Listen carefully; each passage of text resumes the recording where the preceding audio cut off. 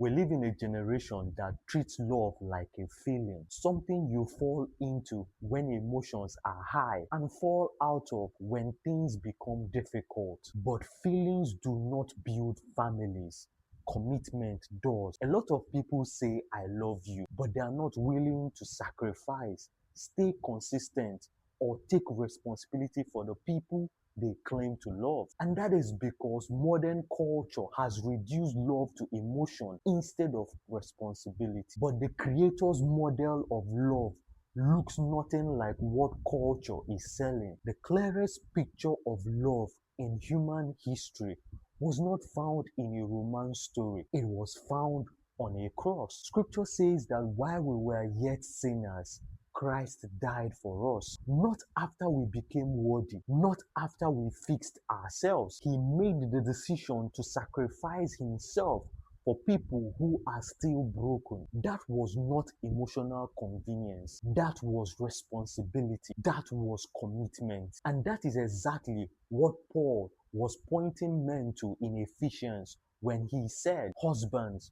love your wives as Christ loved the church and gave himself for her. Notice Paul did not say feel strongly for her. He pointed to sacrifice, consistency, responsibility. Because real love is proven by what you carry, not merely what you feel. This is also why the story of Hosea is powerful. God told Hosea to remain committed to a woman who keeps running away from him. Every time she left, Hosea had to go after her again. It was painful, it was humiliating, but God was using Hosea's marriage as a picture to his own commitment to people who keep abandoning him. That story reveals something uncomfortable. Real love is costly. Anybody can love when emotions are high. Anybody can stay when life is easy. But love is tested when sacrifice becomes necessary. Feelings change. They change with stress, mood, disappointment,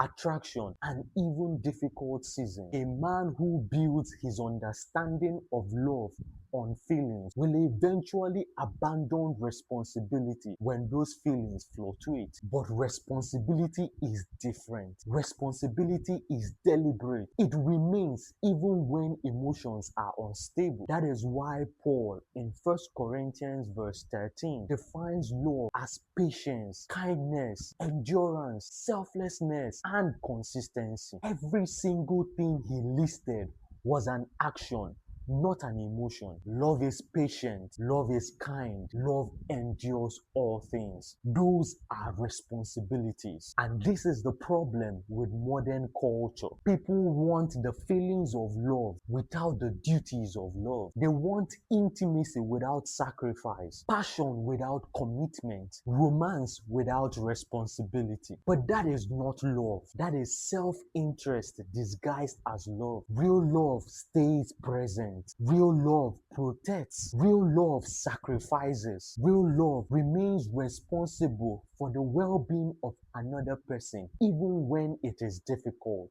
This is what we must begin teaching young men again. Love is not about how someone makes you feel. It is about your willingness to consistently show up, sacrifice, lead, protect, and stay committed even when life is inconvenient. Because feelings may inspire love, but it is responsibility that sustains it. The greatest men are not merely emotional men, they are responsible men. And the greatest thing a man can offer his family, his generation, and the world around him is real love.